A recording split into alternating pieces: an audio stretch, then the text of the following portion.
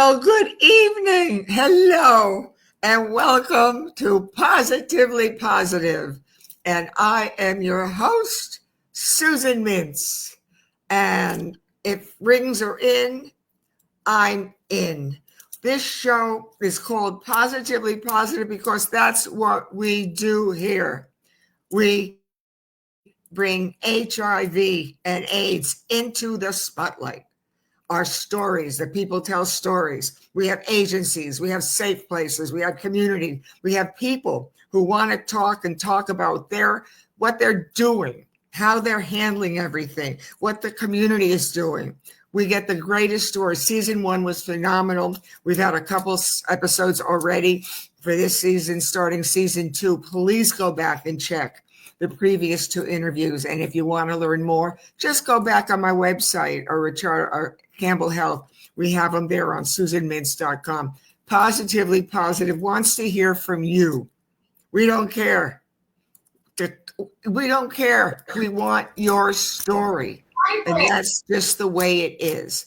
And now here's my producer. Hello. Could Robert come back in now, please? Our guest. Our guest tonight is Robert Taylor, and anything's going to go with him. Robert Taylor is from Las Vegas, Sin City. And in the brief few moments I've spoken with him, and I've wanted him on for a year, he's told me I can ask him anything I want. So talk about some interesting stuff. So without further ado, because Positively Positive, you all know about it. And if you don't, you should go to my website and check on podcasts, because this show must be talked about. When the glasses come off, Susan Mintz says, Robert Taylor from Las Vegas, come on in. Hi, Yay! how are you? It only took a year later to. How's everybody doing? I had to bribe you to come on. Hi. I'm here. Oh, I'm here, and I'm ready to spill the tea. I had no idea. I had no idea what character you were gonna be. That's what was so phenomenal. I wanted you to dress up because Robert said anything goes. So I'm going to start right off the bat from Las Vegas with him. Robert is my first serious, out of the closet, ready to rock and roll drag queen. Tell me how you got into that and what's going on with you and how are you? Actually, I started doing it on a dare. Back in the 80s, some friends and I were sitting around talking and playing games and drinking, and a friend of mine looked at me and says, "You look just like Grace Jones." And I thought, "Ooh, are you serious?" He goes, "No, I am very serious." He goes, "And you can make money doing it." And I went, "Oh, really?" He goes, "I'll tell you what we do. We're going to go out for New Year's Eve, and I want you to dress like her." I had never seen her in videos. All I saw was a picture of her. And it was a picture from the Nightclubbing album where she's all painted all black. And I just somehow did my makeup and put on a suit and went out to the clubs. And that night, the response was overwhelming. I was like, oh my, and people actually thought I was her there to celebrate in the club New Year's Eve. And it was so funny. And I said, okay, I want to start making money doing this. And the one thing that you never ever do, if you're thinking about ever going into drag, never do what I just did, what I did starting out. I entered a pageant. I was not even seasoned. I hadn't even paid my dues. I hadn't even done amateur shows. Yell it out. I did a pageant. And it was an eye-opening experience. It was embarrassing for me, but I got encouragement from 2 of the most experienced and seasoned queens who told me, never give up. Never give up. Keep going. You've got something that you have to bring out, and you just keep going. And I've been doing this now since 1986. And you're good at it. Off and on, and mostly on most of the time. But when I had to take off, I was concentrating on my career in fashion and my career in retail management. So that paid the Let me, bills. when I've seen you with your costumes and seen you the way you look, I mean, you're as good as anybody in the 80s. I was with Jeffrey and I Well, was it took some we were time in for the me to get there. Well, it took me some time to get there, and it also took a lot of help along the way. I had people who volunteered to do my hair and makeup just to say that they did my hair and my makeup. And I yeah, asked a friend of mine one time, I said, why? Because I said, why do you leave me hanging until the last minute before you do my makeup and you do everybody else's in the room? He goes, because you're the easiest person for me to do. He goes, and it only takes that long for me to do your makeup because of your bone structure, your cheekbones, and everything. yeah. And I learned from him. His name was Doug Swinson, and God rest his soul. I miss him so much. But he was a genius when it came to hair and makeup. And he taught me a lot. Whether he showed me or I just kind of watched him do it. I learned a lot from him. All right, now I want to ask you a question about your HIV status, when you find out, how you found out, and what your reaction was. Oh my God. I hope nobody ever goes through what I experienced. And going through the testing, and I have to remind everybody, this was back in 1985, 1986. Mm-hmm. There was a lot that we didn't know, and a lot that we did know and could have done better. Um, I went in for testing, and they told me to come back. Did the follow-up appointment, came back in, and I sat in the waiting room for about 2 hours before they even called me back to a room. Then I sit in this examination room for 3 hours. Nobody came in to say, hey, you're here, da da da. And when they walked in very nonchalant and goes, roll up your sleeve, we're going to do some more blood. And I went, oh, no, no, no, no, no, no, no, no, no. You're going to go find my results. I'm here for results, and you need to find those results.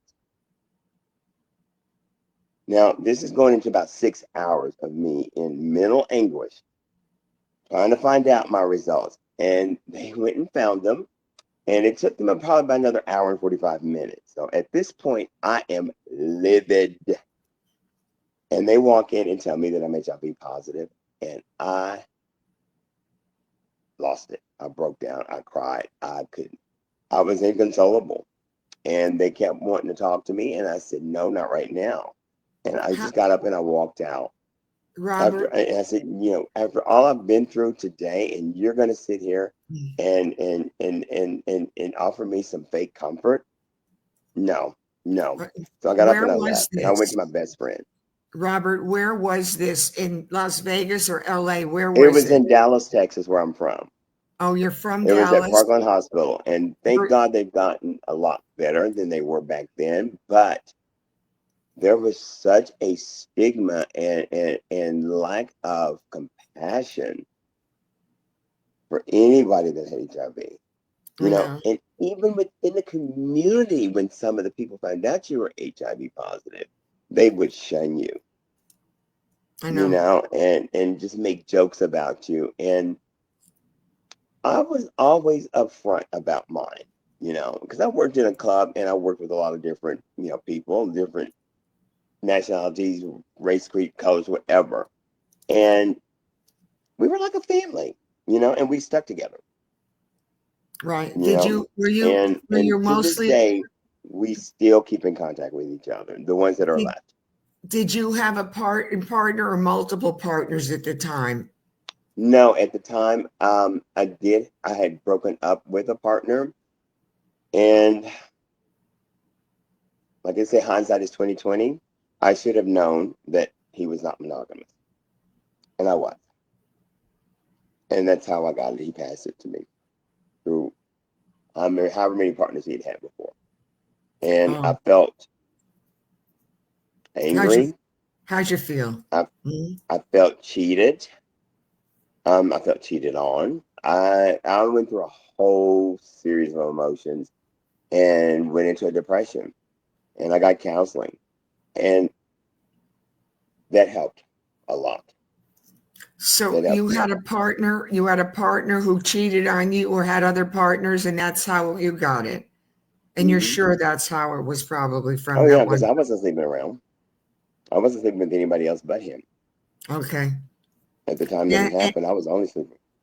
So after Mhm. you found out your diagnosis, how did you handle it after all of that? Did you get a good doctor to listen? How did you go through the medical In process? fact, my numbers were actually fairly decent, and they did not want to put me on any medications. So it took about maybe 5 or 6 years before I started doing any type of meds. Hmm. And it was strange that they didn't start me off on meds at that time. Probably because AZT was such a Good. controversial drug for people that did not know what the side effects for it No. were.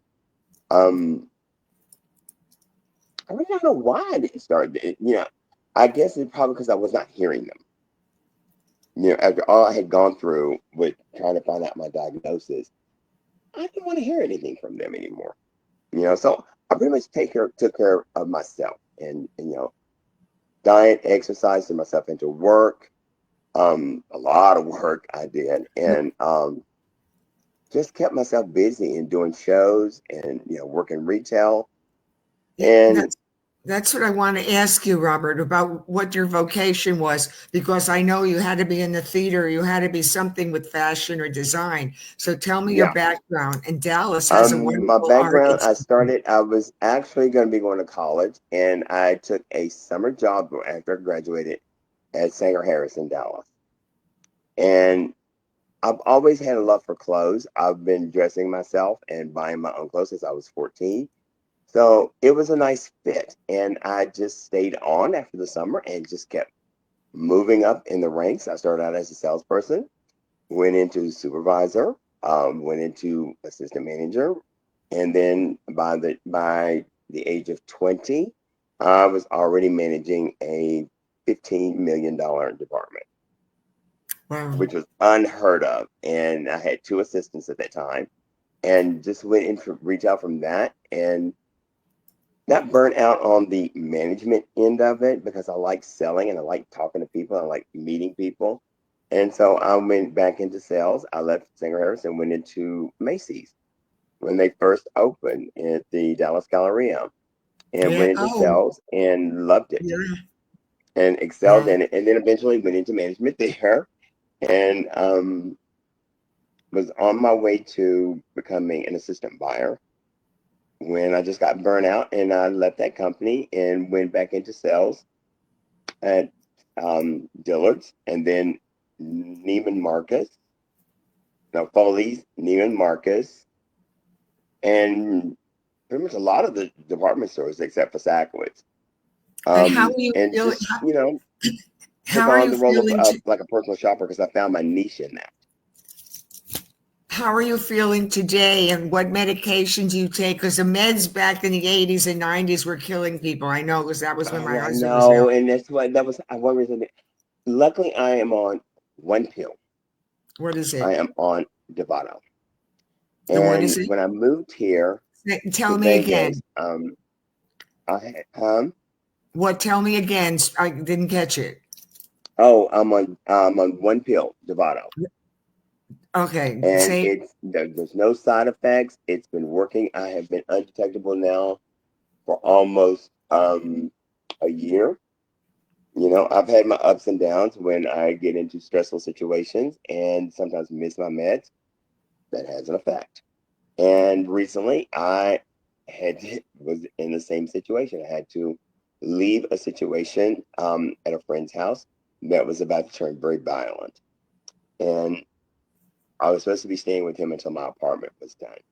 And a friend of his pit bull attacked me, bit me on the leg, and when I waited a week and reported it after trying to resolve it with him amicably, I got thrown out. And at the time I was sick. I was having really bad diarrhea. And of course, somebody with HIV, you can't go through that, you know. And I had to go through that. And I got myself a hotel room um, for one night, me and my dog, and I threw up. The stress was taking its toll on my body. So now I'm here in a much better environment. Um, Just speak up a little bit for me. okay, I'm here Speak up. in a much better environment. I'm safe. I am taking my back on my regime. I've taken my pills, my pill once a day, and making sure that I am, get ready to go do labs. Hopefully, I will be undetectable again. Still be undetectable. He keeps telling me because your numbers are so good. He says, "Hey, I just don't understand, you know, how and why with everything that you've gone through and everything that you're going through. How?" And I said, "I don't know. I guess somebody up there loves me." And anyway, tell me about when you're doing your drag. Are most of your friends doing drag? Are they straight? Do you have both gay and straight friends? And tell me about it. I have a multitude of friends, gay, straight, trans, everybody. And I guess it's because I've been in this business so long that I've met so many different people. And a lot of them tell me that they feel comfortable around me because I am not a person who judges anybody. Right. I guess they feel comfortable with me. In fact, one of my drag nieces, the first night we met, she walked in the dressing room. She gave me this look like, and I went, "Hi, how are you?" And after that, we just hit it off, And she just opened up to me. She goes, "Most of the girls in the dressing room are really mean, and I just thought you were going to be like that." I said, "Darling, you never judge a book by its cover." And he said, "You see what happened, didn't you?" She goes, "Oh yeah." She goes, "You're my auntie now." Yeah, Robert, sometimes the people we meet at first bring out something in us that we're not comfortable with about us. So we tend to look at them differently than once we get to know them and realize that, gee, you know what? That's a little bit like the way I am, and I'm not comfortable with that. Do you want to change it? But I found that with some of the people who become my best friends Hmm. afterwards, is that I didn't like you at first because there was something about you, but it was really something about me that was uncomfortable. Yeah, exactly. And And you're so I've learned animated. that throughout the years. Just in studying psychology when I was in school and all that. Yeah, and I've had to learn to pick my battles, so to speak. I can't make everything about me, you know. And so I have to sometimes take a deep breath, and because of the situation I was in, I had to stop and realize that was not the person that I knew. That person's mind was altered by drugs Right. badly. And how old are you? I am I am 61, and this May I will turn 62. Oh, what's your birthday in May? Me too. What's your May birthday? 25th. All righty. I'm a May 4th. We'll have to remember that. I'm a May 4th. Okay. You're a May 26th. I love it. And you're so animated like No, I May am. 25th. 25th? May 25th. May 25th. It's usually I around got you. Memorial Day weekend, so I'm celebrating anyway. And the other thing is, though, you're so animated like I am. That's why I'm always kind of saying, just stay still when the camera's rolling because Right? And I I can't do can see you. it. I can see you doing what you And I talk do. with my hands too, so you barely see my fingers moving here on the bottom of the screen. I I talk with my hands too. I know. I always say if anybody told me and they bound my hands up, I'd never be able to speak. Now, tell Exactly. me, are you specific clubs? Are you specific clubs that you No, perform? actually, you know what? Since I moved here to Vegas, I mean, in Texas, I was strictly doing the gay club scene. Um, since I moved here, I'm getting bookings at places like the Nevada State Museum, um, different venues downtown. It's a place called Cheap Shots. Um, I have a wide, like I said, I have a wide variety of audience that come in, and depending on whichever character I'm doing, they love it. Because I do more than Grace Jones. And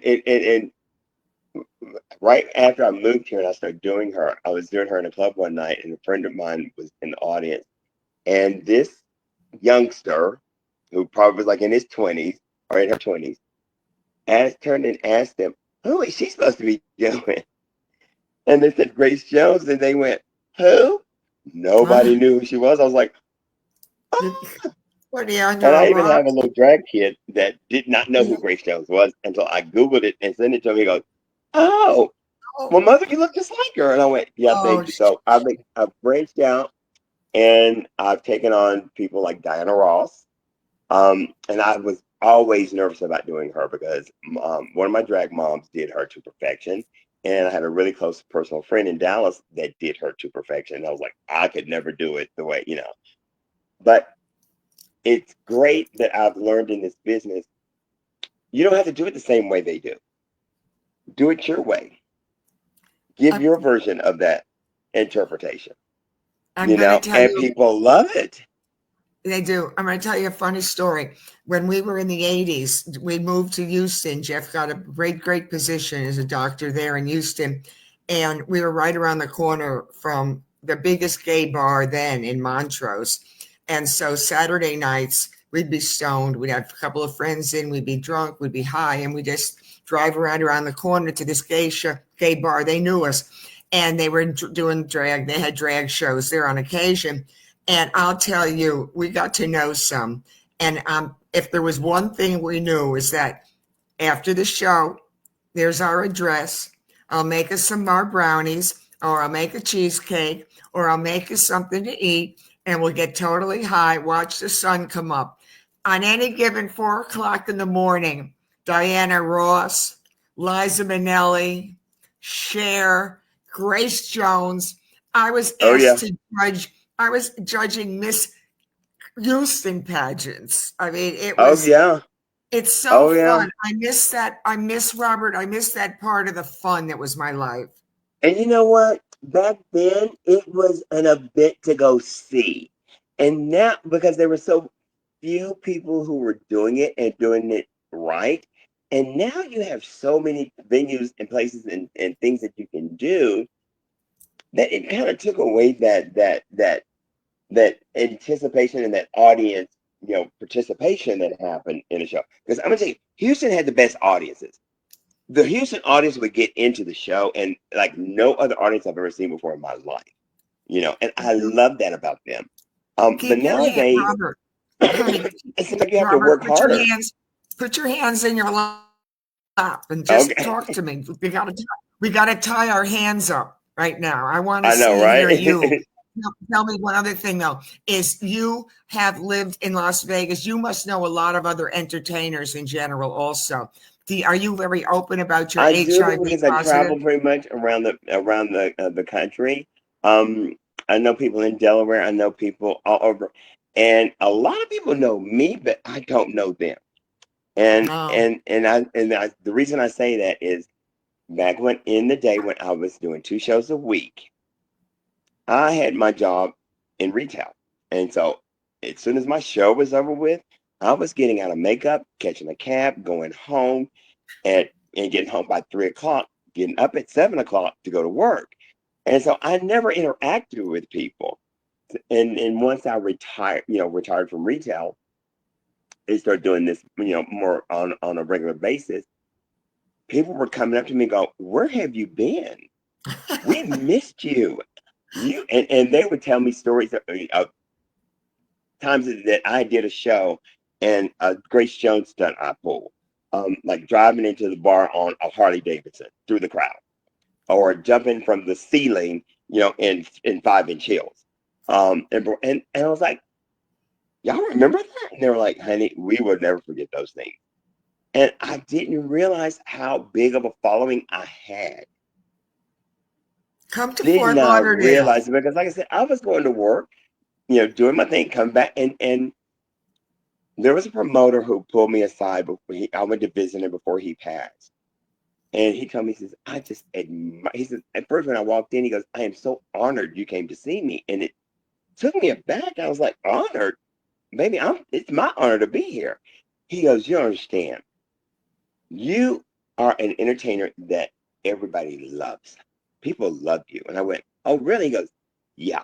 He goes, and what I love about you is you do drag on your own terms. Right. You have a professional job, and you're good at that. But you don't need that. You don't need drag. Drag needs you. He goes, and always keep that in mind. You know, Right. pay your own way and do your own thing and be your own boss. And what's going on now in our country with so much against the LGBTQ plus community? Drag, they're afraid to drag. They're going to bring our kids down. And what is this I think nonsense? it's a distraction in a Right. way, and part of and there's many sides to it.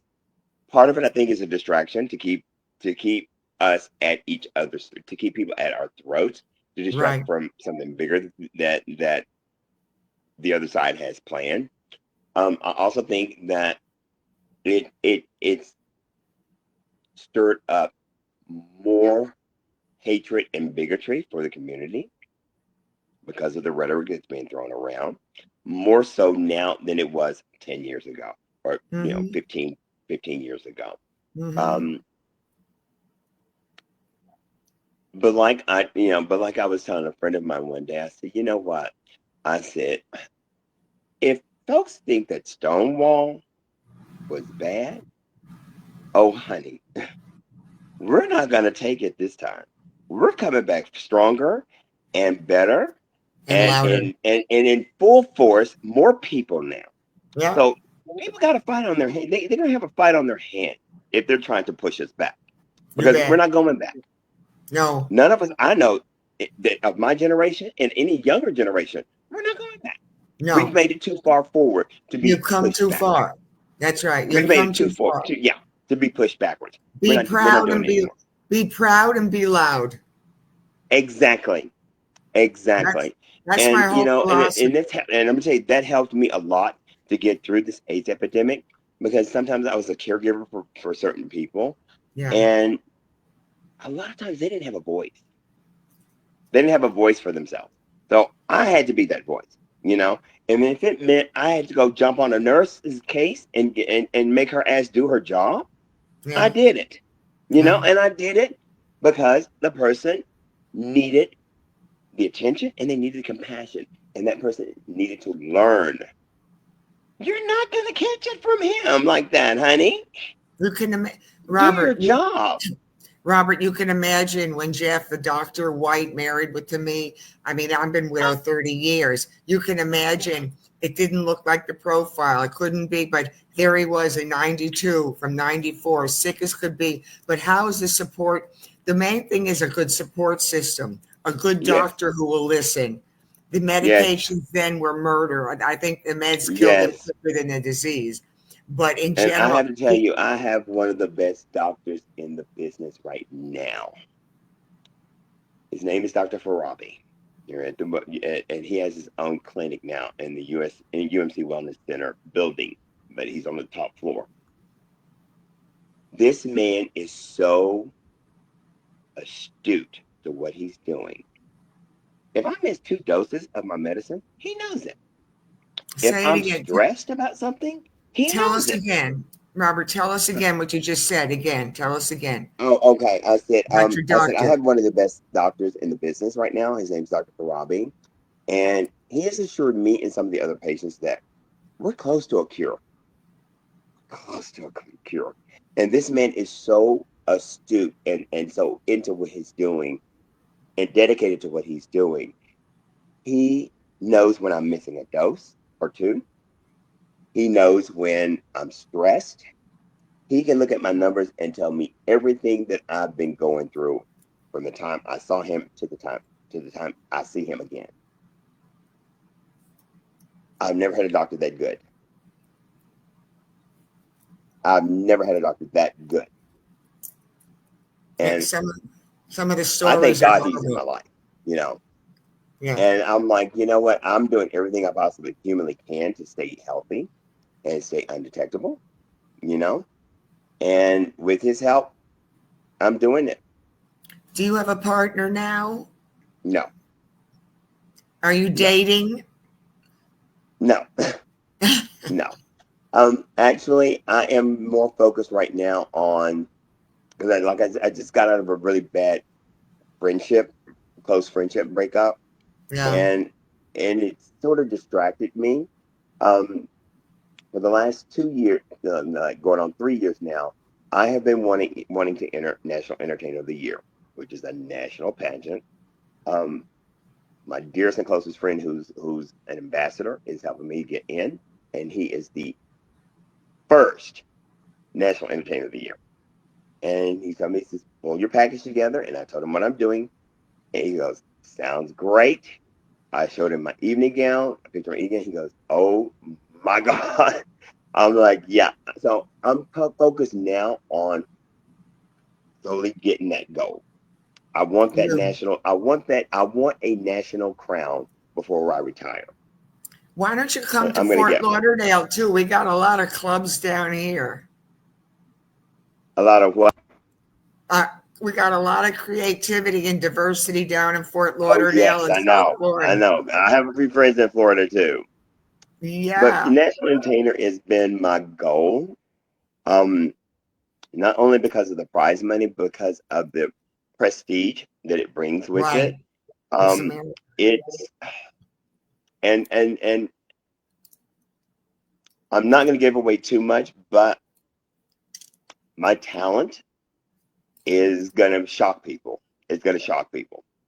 I'm doing two different characters in one talent, and I'm transforming myself from one character into the next on Oh, stage as I'm performing, would and they're you not send seeing me a it. video? Will you send me a video? When we get a video made of it, I definitely will because I'm right now. Something I haven't done in about 40 years is sing live, and I've gotten back into singing live, and that is the second part of the talent. I'm gonna bust out and sing a character live, and nobody's gonna expect it because they're gonna like, whoa.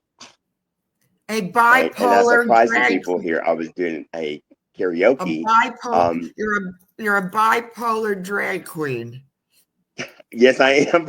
Well, you know what? I'm a Gemini, so that explains it. I'm a Gemini. Yeah, you're on that. And one other thing is, if people want to contact you, we want to put that up on the screen. If people want to contact you, not just to book you, but to talk to you and your story, how can people reach you? I'm on Facebook. That would be the best place to reach me. I'm Robert Taylor, and you will see me in a red evening gown on my profile picture.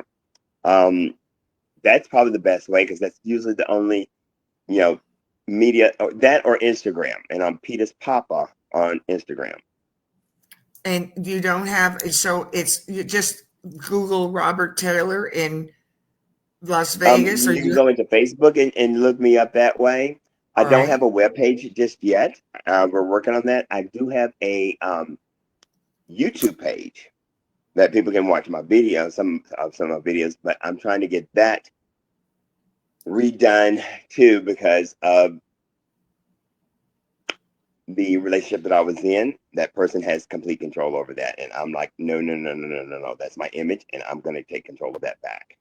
So I'm learning how to do this stuff for myself. The other thing is, we did put it up at said Robert Taylor on Facebook, Robert Taylor, red evening gown.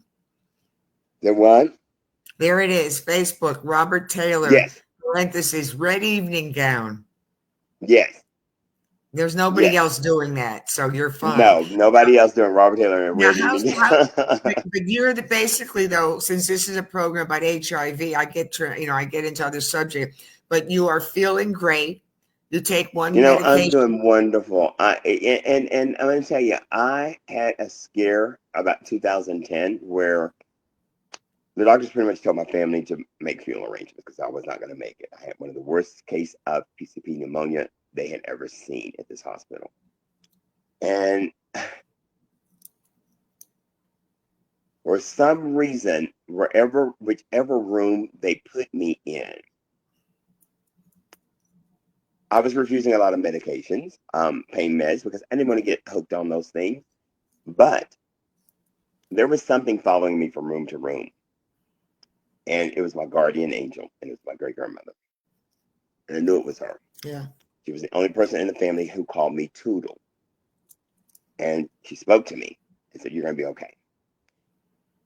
When I went to the doctor after she started me on a regimen of drugs, I went back and saw her in 4 weeks. And she told me back then, don't expect to see any change until 8 weeks. In 4 weeks, I was undetectable. And she looked at me, she goes, whoa, I can't explain this medically, Mr. Chase. All I can tell you is somebody up there loves you. Mhm. This is unheard of. I can't, she kept saying, I cannot explain it medically. It's not possible medically that you're already undetectable. And That's I've been that wonderful. way since. So other than your one medication, and tell me again so the audience hears it, what's your medication you take? Dovato. Dovato. Okay. Dovato.